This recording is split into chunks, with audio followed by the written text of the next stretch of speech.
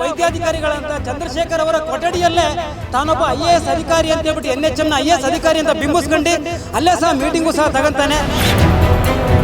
ಚಿಕ್ಕಮಗಳೂರು ಜಿಲ್ಲೆಯಲ್ಲಿರ್ತಕ್ಕಂಥ ಬಹಳಷ್ಟು ಮೆಡಿಕಲ್ಗಳಲ್ಲಿ ಹಣ ವಸೂಲಿಯನ್ನು ಮಾಡಿದ್ದಾರೆ. ಇದಕ್ಕೆ ನೇರ ಕಾರಣ ಯಾರು ಅಂತ ಹೇಳಿದ್ರೆ ನಮ್ಮ ಜಿಲ್ಲಾ ಸರ್ಜನ್ ಚಂದ್ರಶೇಖರ್. ಶಾಸಕರುಗಳು ಊರಲ್ಲಿ ಇದ್ದಾರಾ ಇಲ್ವಾ ಗೊತ್ತಿಲ್ಲ. ಮತ್ತೆ ಇಷ್ಟಕ್ಕೂ ಶಾಸಕರೇ ಇವ್ರನ್ನೆಲ್ಲ ಕರ್ಕೊಂಡು ಓಡಾಡ್ತಾ ಇದ್ದಾರೆ, ಜೊತೆಲಿ ಕರ್ಕೊಂಡು ಹೋಗಿದ್ದಾರೆ, ಸನ್ಮಾನ ಮಾಡಿದ್ದಾರೆ. 1,1,88,00,000 ಟೆಂಡರ್ ಕೊಡ್ತೀನಿ, ಅವನ ಕಡೆಯಿಂದ ಸುಮಾರು 44 ಲಕ್ಷಗಳನ್ನ ದುಡ್ಡನ್ನ ಪೀಕಿದ್ದಾರೆ. ಇದು ಇಡೀ ದೇಶದ ಜನಪ್ರತಿನಿಧಿಗಳು IAS ಮತ್ತು IPSನವರು ತಲೆ ತಗ್ಗಿಸುವಂಥ ವಿಚಾರ. ಈ ಪ್ರಕರಣವನ್ನು CBI ತನಿಖೆಗೆ ವಹಿಸಬೇಕು. ಈ MBBS ಮಾಡಿರುವಂಥ ವ್ಯಕ್ತಿಗೆ IAS ಅಧಿಕಾರಿ ಯಾರು ಅನ್ನುವಂಥದ್ದನ್ನ ಕಂಡುಹಿಡಿಯೋಕ್ಕಾಗಲಿಲ್ಲ ಅಂತ ಹೇಳಿದ್ರೆ ಏನು ಪರಿಸ್ಥಿತಿಗೆ ನಾವು ಇವತ್ತು ತಲುಪಿದ್ದೀವಿ? ಜಿಲ್ಲಾಡಳಿತದ ನಿಷ್ಕ್ರಿಯ ಮತ್ತು ಸ್ಥಳೀಯ ಶಾಸಕರ ಸಂಪೂರ್ಣ ಬೆಂಬಲ. ನಕಲಿ IAS ಅಧಿಕಾರಿ ಬಂಧನ ಆಗಿದೆ. ಬಂಧನ ಆಗೋದು ಅಷ್ಟೇ ಅಲ್ವಾ, ಈತನ ಚಂದ್ರಶೇಖರ್ನ ಬಂಧನ ಮಾಡಬೇಕು, ವಿಚಾರಣೆ ಮಾಡಬೇಕು. ಯಾವುದೋ ಒಂದು ಗುಮಾಸ್ತನೋ ಯಾವುದೋ ಒಂದು PDOನೋ ಈ ರೀತಿ ಮಾಡಿರೋದು ನಾವು ಕೇಳಿದ್ದೀವಿ. ಆದರೆ ರಾಜ್ಯದ ಇತಿಹಾಸದಲ್ಲಿ ಒಬ್ಬ IAS ಅಧಿಕಾರಿ ಅಂತ ಒಂದು ಸೋಗಲ್ಲಿ ಬಂದು ನಕಲಿ IAS, ಅದು 5 ರಿಂದ 6 ತಿಂಗಳು ಚಿಕ್ಕಮಗಳೂರು ಜಿಲ್ಲೆ ಒಳಗೆ ಅವನು ತನ್ನ ಕಾರ್ಬಾರ್ ಮಾಡ್ತಾನೆ. ಅದು ಲೋಕಲ್ಲು ಜಿಲ್ಲಾಧಿಕಾರಿಗಳು, ಲೋಕಲ್ಲು SP ಅವರು ಇದ್ಕೊಂಡಂಗೆ ಅವನು ಇಲ್ಲಿ ಮೀಟಿಂಗ್ಗಳು ತಗೊಳ್ತಾನೆ, ಹಣ ವಸೂಲಿ ಮಾಡ್ತಾನೆ, ಟ್ರಾನ್ಸ್ಫರ್ಗಳು ಮಾಡ್ತಾನೆ ಅಂತಂದರೆ ಜಿಲ್ಲಾಡಳಿತ ಯಾವ ರೀತಿ ಕುಸಿದಿದೆ ಅನ್ನೋದಕ್ಕೆ ಇದೊಂದು ನಿದರ್ಶನ ಅಂತ ನಾನು ಹೇಳಲಿಕ್ಕೆ ಬಯಸ್ತೀನಿ. ಚಿಕ್ಕಮಗಳೂರು ಜಿಲ್ಲೆಯಲ್ಲಿರ್ತಕ್ಕಂಥ ಭಾಳಷ್ಟು ಮೆಡಿಕಲ್ಗಳಲ್ಲಿ ಹಣ ವಸೂಲಿಯನ್ನು ಮಾಡಿದ್ದಾನೆ. ಹಣದ ಭಾಳಷ್ಟು ಅವ್ಯವಹಾರಗಳು, ದಂಧೆಗಳು ನಡೆದಿದೆ. ಇದಕ್ಕೆ ನೇರ ಕಾರಣ ಯಾರು ಅಂತ ಹೇಳಿದರೆ ನಮ್ಮ ಜಿಲ್ಲಾ ಸರ್ಜನ್ ಚಂದ್ರಶೇಖರ್. ನಕಲಿ IAS ಅಧಿಕಾರಿ ಬಂಧನ ಆಗಿದೆ. ಬಂಧನ ಆಗೋದು ಅಷ್ಟೇ ಅಲ್ವಾ, ಈತನ ಚಂದ್ರಶೇಖರ್ನ ಬಂಧನ ಮಾಡಬೇಕು, ವಿಚಾರಣೆ ಮಾಡಬೇಕು. ಕೋಟ್ಯಾಂತರ ರೂಪಾಯಿ ವಸೂಲಿ ಆಗಿದೆ. ವಸೂಲಿ ಆಗಿರ್ತಕ್ಕಂಥ ಹಣ ಎಲ್ಲಿಗೆ ಹೋಗಿದೆ, ಯಾರಿಗೆ ತಲುಪಿದೆ ಅನ್ನುವಂಥದ್ದು ಜನಗಳಿಗೆ ಗೊತ್ತಾಗಬೇಕು. ಶಾಸಕರುಗಳು ಊರಲ್ಲಿ ಇದ್ದಾರಾ ಇಲ್ವಾ ಗೊತ್ತಿಲ್ಲ. ಮತ್ತು ಇಷ್ಟಕ್ಕೂ ಶಾಸಕರೇ ಇವ್ರನ್ನೆಲ್ಲ ಕರ್ಕೊಂಡು ಓಡಾಡ್ತಾ ಇದ್ದಾರೆ, ಜೊತೆಲಿ ಕರ್ಕೊಂಡು ಹೋಗಿದ್ದಾರೆ, ಸನ್ಮಾನ ಮಾಡಿದ್ದಾರೆ. ನಾವೇನು ಅನ್ಕೋಬೇಕು, ಇದರಲ್ಲಿ ನೇರ ಪಾತ್ರ ಯಾರ್ದಿದೆ ಅಂತ ಅನ್ಕೋಬೇಕು. ಜನರಿಗೆ ಇವತ್ತು ಒಂದು ಡೌಟ್ ಇದೆ, ಚಿಕ್ಕಮಗಳೂರು ವಿಧಾನಸಭಾ ಕ್ಷೇತ್ರದ ಶಾಸಕರು ಇದರಲ್ಲಿ ಕೈವಾಡ ಇದೆ ಅಂತೇಳಿ ಅವರು ಸ್ಪಷ್ಟನೆ ಕೊಡಬೇಕು. MBBS ಅನ್ನುವಂಥದ್ದು ಇವತ್ತು ಬಹಳ ಉನ್ನತವಾದಂಥ ಶಿಕ್ಷಣ ಈ ಸಮಾಜದೊಳಗಡೆ. ಈ MBBS ಮಾಡಿರುವಂಥ ವ್ಯಕ್ತಿಗೆ IAS ಅಧಿಕಾರಿ ಯಾರು ಅನ್ನೋವಂಥದ್ದನ್ನ ಕಂಡುಹಿಡಿಯೋಕ್ಕಾಗಲಿಲ್ಲ ಅಂತ ಹೇಳಿದ್ರೆ ಏನು ಪರಿಸ್ಥಿತಿಗೆ ನಾವು ಇವತ್ತು ತಲುಪಿದ್ದೀವಿ? ಒಂದು IAS ಅಧಿಕಾರಿನ ಕಂಡುಹಿಡಿಯೋಕ್ಕಾಗ್ದಲೇ ಇರೋವಂಥವ್ರು ಒಬ್ಬ ರೋಗಿಗೆ ಏನು ಸಮಸ್ಯೆ ಇದೆ ಅನ್ನೋಂಥದ್ದನ್ನು ಹೇಗೆ ಕರೀತಾರೆ, ಇಂಥವ್ರನ್ನ ಜಿಲ್ಲಾ ಸರ್ಜನ್ನಾಗಿ ಹೇಗೆ ಮಾಡಿದ್ರು ಅನ್ನೋಂಥ ಯೋಚನೆ ನಮ್ಗೆ ಎಲ್ರಿಗೂ ಬರುವಂಥದ್ದು. ಹಾಗೆ ಇವತ್ತಿನ ಏನಿಲ್ಲಿ ಚಿಕ್ಕಮಗಳೂರಿನ ಸ್ಥಳೀಯ ಶಾಸಕರಿದ್ದಾರೆ, ಅವರು ಒಂದು ಮಠದ ಕಾರ್ಯಕ್ರಮದಲ್ಲಿ ಹೋಗಿ ಆ ವ್ಯಕ್ತಿ IAS ಅಧಿಕಾರಿ ಅಂತೇಳಿ ಹೋಗಿ ಸನ್ಮಾನ ಮಾಡಿಸಿದ್ದಾರೆ ಅಂತೇಳಿ ಮಾಹಿತಿ ಇರುವಂಥದ್ದು. ಇವತ್ತು ಈ ಶಾಸಕರಿಗೆ ಸಚಿವ ಸ್ಥಾನ ಕೊಡಬೇಕು ಅಂತೇಳಿ ಒಂದಷ್ಟು ಪೋಸ್ಟರ್ಗಳನ್ನ ನೋಡ್ತಿದ್ದೆ. ಒಬ್ಬ ನಕಲಿ IAS ಅಧಿಕಾರಿನ ಕಂಡುಹಿಡಿಯೋಕ್ಕಾಗ್ದಲ್ದಿರೋವಂಥವ್ರಿಗೆ ಇವತ್ತು ಸಚಿವ ಸ್ಥಾನ ಕೊಟ್ಟರೆ ಯಾವ ರೀತಿ ಆಗುತ್ತೆ, ಯಾವ ರೀತಿ ರಾಜ್ಯದ ಪರಿಸ್ಥಿತಿ ಯಾವ ರೀತಿ ಹೋಗುತ್ತೆ ಅನ್ನುವಂಥದ್ದನ್ನ ನಾವು ಯೋಚನೆ ಮಾಡಬೇಕು. IAS ಅಧಿಕಾರಿ ಗ್ರೇಡ್ನ ಅಧಿಕಾರಿಯನ್ನ NRMನ ಕೋಆರ್ಡಿನೇಟರ್ ಕಳಿಸ್ತಾರೆ ಅನ್ನೋದೇ ಒಂದು ಹಾಸ್ಯಾಸ್ಪದ. ಅದರಲ್ಲೂ ಇವರು ಒಂದು ಸಭೆಗಳನ್ನ ಮಾಡ್ತಾರೆ, ಜಿಲ್ಲಾಧಿಕಾರಿಗಳ ಸಭೆಯನ್ನು ಮಾಡ್ತಾರೆ. ಸಣ್ಣ ಪುಟ್ಟ ವಿಚಾರಗಳಿಗೆ ಒಬ್ಬ IAS ಅಧಿಕಾರಿಗಳು ಆಸ್ಪತ್ರೆಯಲ್ಲಿ ಓಡಾಡ್ತಾರೆ ಅಂತ ಹೇಳಿದ್ರೆ ಒಂದು IAS ಅಧಿಕಾರಿಗಳಿಗೆ ಒಂದು ಅಗೌರವ ಮಾಡಿದ್ದು, ಮತ್ತು ಇದರಲ್ಲಿ ಒಬ್ಬ IAS ಅಧಿಕಾರಿಯ ಸಹಕಾರ ಇಲ್ಲದಲ್ಲೇ ಈ ರೀತಿ ಆಗಿದೆ ಅನ್ನೋದು ನಮಗೊಂದು ಅನುಮಾನ ಬರ್ತದೆ. ಆಡಳಿತದ ನಿಷ್ಕ್ರಿಯ ಮತ್ತು ಸ್ಥಳೀಯ ಶಾಸಕರ ಸಂಪೂರ್ಣ ಬೆಂಬಲ. ನೀವು ಕೊಳ್ಳ್ಯಾರು ಹೊಡೀರಿ, ನೀವೇನಾದರೂ ಮಾಡಿ, ಒಟ್ಟು ನಮಗೆ ತಲುಪಬೇಕಾಗಿರೋಂಥದ್ದು ನಮಗೆ ತಲುಪಿಸಿ. ನೀವು ಏನಾರು ಮಾಡ್ಕೊಳ್ಳಿ, ನಕಲಿ ಯಾರು ಕರ್ಕೊಂಬನ್ನಿ, ಅಸಲು ಯಾರು ಕರ್ಕೊಂಬನ್ನಿ, ನಮಗೆ ಹಣ ಮಾಡಬೇಕು. ಹಣ ಮಾಡೋಕ್ಕೆ ನೀವು ನಕಲಿ IAS ಅಧಿಕಾರಿನಾಡು ಮೀಡಿಯೇಟ್ರಾಗಿ ಇಟ್ಕೊಳ್ಳಿ, ಯಾರನ್ನಾರು ಇಟ್ಕೊಳ್ಳಿ ಅಂತ ಏನು ಘಂಟಾಘೋಷವಾಗಿ ಅಧಿಕಾರಿಗಳಿಗೆ ಮೌಖಿಕವಾಗಿ ಸೂಚನೆ ಕೊಟ್ಟಿರುವ ಬಿಂಬವೇ ಈ ರೀತಿಯ ವಸೂಲಿ ಕಾರ್ಯಕ್ರಮಗಳು ಇವತ್ತು ಆಸ್ಪತ್ರೆಗಳು ನಡೀತಾ ಇದೆ. ನಕಲಿ IAS ಅಧಿಕಾರಿಯ ಬಗ್ಗೆ ಕುರಿತಂತೆ ಒಂದು ವಿಚಾರ, ಏನು ಮಿಥುನ್ ಎಂಬಂಥ ಒಬ್ಬ ವ್ಯಕ್ತಿ ನಕಲಿ IAS ಅಧಿಕಾರಿ ಅಂತಂದರೆ ರಾಜ್ಯದ ನ್ಯಾಷನಲ್ ಹೆಲ್ತ್ ಮಿಷನ್ ಅಂತ ಏನು ಹೇಳ್ತೀವಿ, NHMನ ಒಬ್ಬ ಅಧಿಕಾರಿ ಅಂತೇಳ್ಬಿಟ್ಟು ಹೇಳ್ಕೊಂಡು ಕಳೆದ 6 ತಿಂಗಳಿಂದ ಚಿಕ್ಕಮಗಳೂರಿನ ಜಿಲ್ಲಾಸ್ಪತ್ರೆ ಮಲ್ಲೇಗೌಡ ಜಿಲ್ಲಾಸ್ಪತ್ರೆಯಲ್ಲಿ ತಿರುಗಾಡ್ತಾ ಇದ್ದಾನೆ.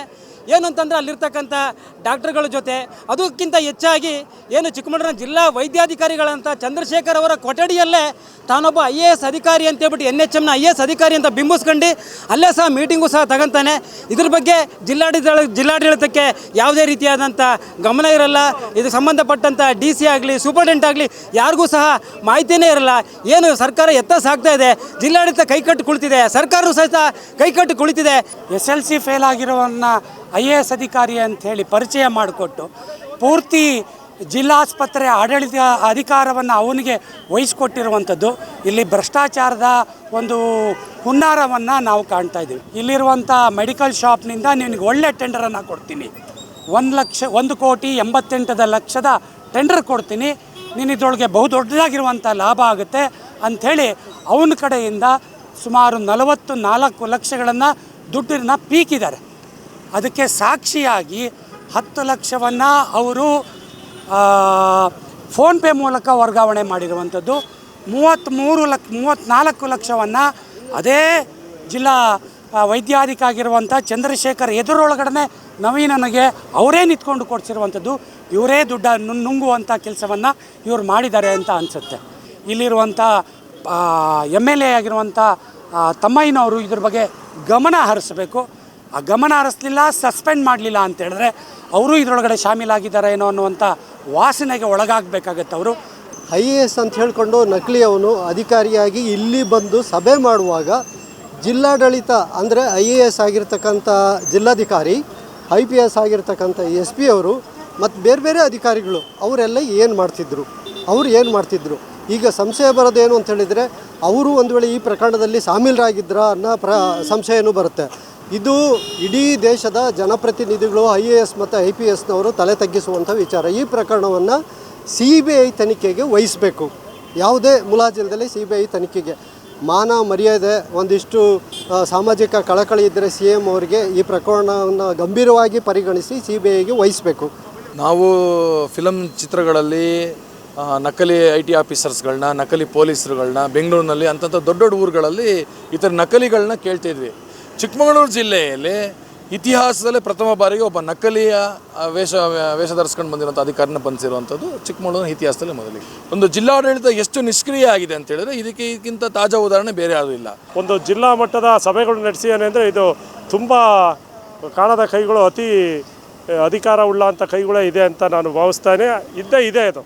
ಯಾಕೆ ಅಂದರೆ ಪ್ರತಿ ಮೆಡಿಕಲ್ ದಂಧೆ, ಮೆಡಿಕಲ್ನವರಿಂದ ವಸೂಲಿ ಮಾಡೋದಿರೋದು, ಇದನ್ನೆಲ್ಲ ಗಮನಿಸಿದಾಗ ಇದರಲ್ಲಿ ಸ್ಥಳೀಯ ಶಾಸಕರ ತುಂಬ ಬೆಂಬಲ ಇದೆ ಅಂತ ಅನ್ನಿಸ್ತಾ ಇದೆ. ಏನೋ ನಮ್ಮ ಅದೃಷ್ಟವೋ ಏನೋ ಗೊತ್ತಿಲ್ಲ, ಬೆಂಗಳೂರಿನ ಯಾವುದೋ ಒಂದು ಇಲಾಖೆಯ ಇದರಲ್ಲಿ ಪೊಲೀಸಿನ ಅವನು ವಿಚಾರಣೆ ಮಾಡಿದಾಗ ಅಲ್ಲಿ ಗೊತ್ತಾದಂಥ ವಿಷಯ ಇವನೊಬ್ಬ ನಕಲಿ ಅಧಿಕಾರಿ ಅಂತೇಳ್ಬಿಟ್ಟು ಅಲ್ಲೇನಾದರೂ ಈ ವಿಚಾರ ಗೊತ್ತಾಗದೆ ಹೋಗಿದ್ರೆ ಈ ಒಂದು ಕಾರ್ಯ ಇನ್ನು ಯಾವ ಒಂದು ವಿಸ್ತಾರಕ್ಕೆ ಪಡ್ಕೊಳ್ತಿತ್ತೋ ಗೊತ್ತಾಗ್ತಿಲ್ಲ. ಅಲ್ಲಿ ಯಾವುದೇ ಒಂದು ವಿಚಾರಣೆ ಚಿಕ್ಕಮಗಳೂರಲ್ಲಿ ನಡೆದು ಅವನು ಸಿಗಾಕೊಂಡಿಲ್ಲ, ಬೆಂಗಳೂರಲ್ಲಿ ನಡೆದಂಥ ಒಂದು ವಿಚಾರಣೆಯಲ್ಲಿ ಸಿಗಾಕೊಂಡಿರೋದು. ಹಾಗಾಗಿ ಅದು ಗೊತ್ತೇ ಆಗ್ತಿಲ್ಲ, ಅವನೊಬ್ಬ ನಕಲಿ ಅಧಿಕಾರಿ ಅಂತ ಗೊತ್ತೇ ಆಗ್ತಿರ್ಲಿಲ್ಲ. ಅಲ್ಲಿ ಸಿಗಾಕೊಳ್ಳೋದಕ್ಕೆ ಗೊತ್ತಾಗ್ತಿತ್ತು. ಗೊತ್ತಾಗದೇ ಇದ್ದಿದ್ರೆ ಇನ್ನೂ ಈ ಥರ ಕೆಲಸಗಳು ಎಷ್ಟೊಂದು ಮಾಡ್ತಿದ್ನೋ ಗೊತ್ತಾಗ್ತಾ ಇಲ್ಲ.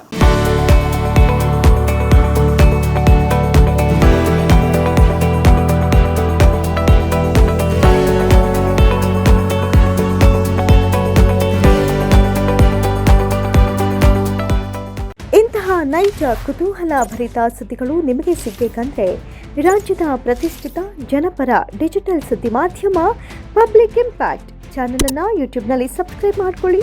ವಿಡಿಯೋ ಇಷ್ಟವಾದರೆ ಲೈಕ್ ಮಾಡಿ, ನಿಮ್ಮಿಷ್ಟದವರಿಗೆ ಶೇರ್ ಮಾಡಿ ನಮ್ಮನ್ನು ಪ್ರೋತ್ಸಾಹಿಸಿ. ಹಾಗೆಯೇ ಫೇಸ್ಬುಕ್ನಲ್ಲಿ ಪಬ್ಲಿಕ್ ಇಂಪ್ಯಾಕ್ಟ್ ಫಾಲೋ ಮಾಡೋದನ್ನು, ಇನ್ಸ್ಟಾದಲ್ಲಿ ಜೊತೆಯಾಗೋದನ್ನು ಮಿಸ್ ಮಾಡಬೇಡಿ. ಜಾಹೀರಾತು ಹಾಗೂ ಬಿಸ್ನೆಸ್ ಪ್ರಮೋಷನ್ಗಾಗಿ ಸಂಪರ್ಕಿಸಿ 9606037450 ಅಥವಾ 9353224116. ಇದು ಪಬ್ಲಿಕ್ ಇಂಪ್ಯಾಕ್ಟ್, ಜನಶಕ್ತಿಯೇ ನಿರ್ಣಾಯಕ.